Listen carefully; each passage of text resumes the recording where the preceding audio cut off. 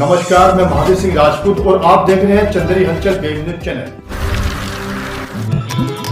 बागेश्वर धाम की प्रसिद्धि सिर्फ मध्य प्रदेश ही नहीं बल्कि देश और दुनिया तक में फैली हुई है और बागेश्वर धाम के पीठाधीश्वर पंडित धीरेन्द्र कृष्ण शास्त्री के प्रति लोगों की आस्था कितनी गहरी है, इस बात का अंदाजा इसी से लगा सकते हैं कि जब भी वो कथा करते हैं तो लाखों लोगों की भीड़ उन्हें सुनने के लिए पहुंच जाती है। इसके पीछे खास वजह ये है कि वो वहाँ आए भक्तों के कष्ट को पहले ही जान लेते हैं और एक पर्चे पर लिख देते हैं।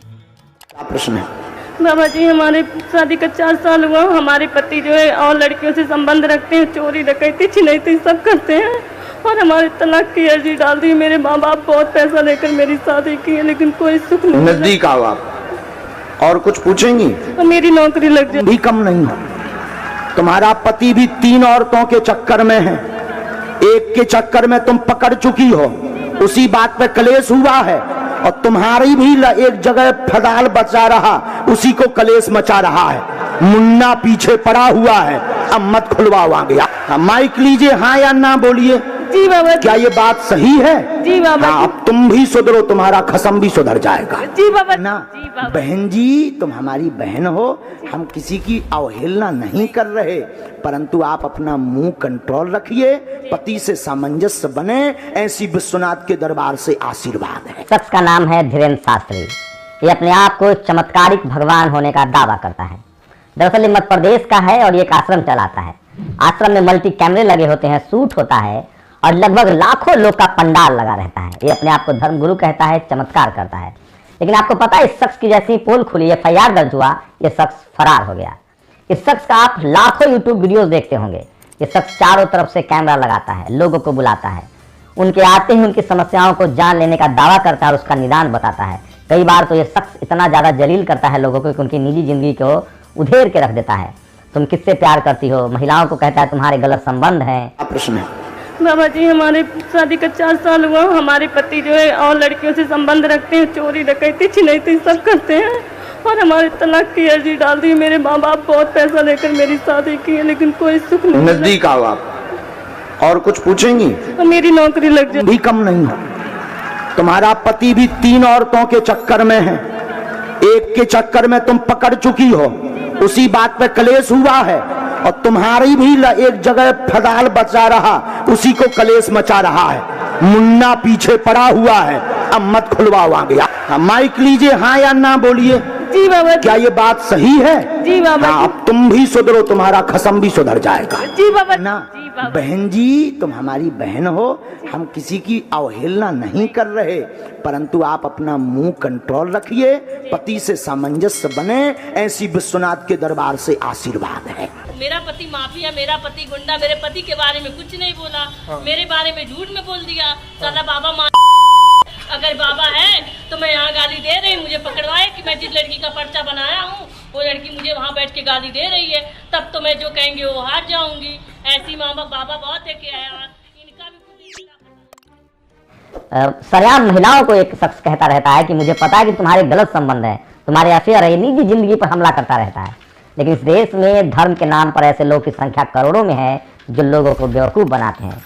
लेकिन देर से बड़ी सही पोल खुलती है, इस शख्स की पोल खुल गई है। दरअसल ये दैवीय चमत्कार का दावा करता था, जिसके बाद प्रोफेसर श्याम मानव है, उन्होंने इसको खुला चैलेंज किया कि अगर तुम में ताकत है तो सरेआम मेरे सामने अपना चमत्कार करके दिखाओ।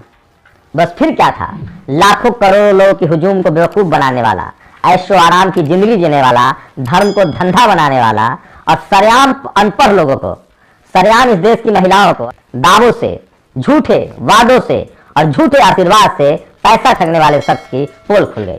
आपको पता है, एक महाराष्ट्र में कानून है, the drugs and magic remedies act है, ये एक कानून है। इसके बाद प्रोफेसर श्याम ने इसके खिलाफ केस दर्ज करा दिया।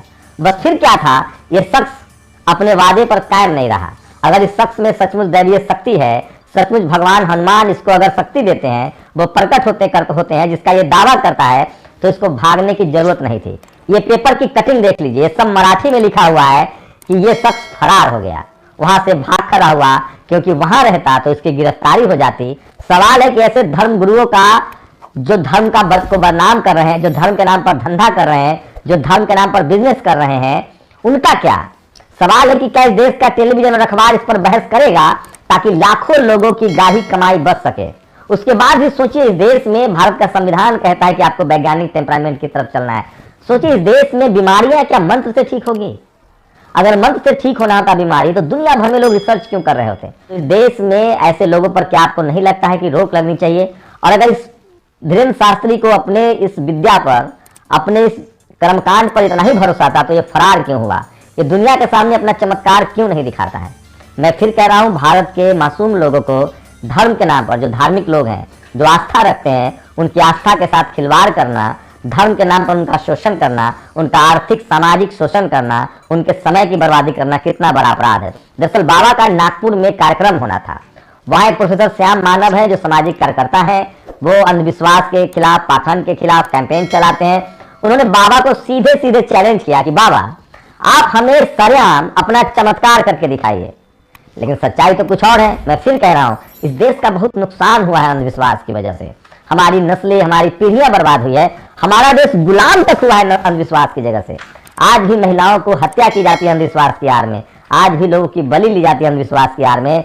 आज भी लोग धर्म के नाम पर लोगों का शोषण कर रहे हैं, धंधा बना के रख डाला है। सोचिए, जैसे ही प्रोफेसर श्याम मानव ने इनको चैलेंज किया धीरेन्द्र शास्त्री को और कहा कि सरेआम आप चमत्कार दिखाइए, उसके बाद ये उस पर खड़े नहीं उतरे तो उन्होंने the drugs and magic remedies act के तहत इन पर केस दर्ज करा दिया। उसके बाद दैवीय शक्ति का दावा करने वाला ये वहां से फरार हो गया। आपकी आस्था हो सकती है, आपका धर्म हो सकता है, आप धर्म के पुजारी हो सकते हैं, आप धर्म के प्रवक्ता हो सकते हैं, आप धर्म साधु हो सकते हैं, संत हो सकते हैं, लेकिन आपका काम है लोगों को सच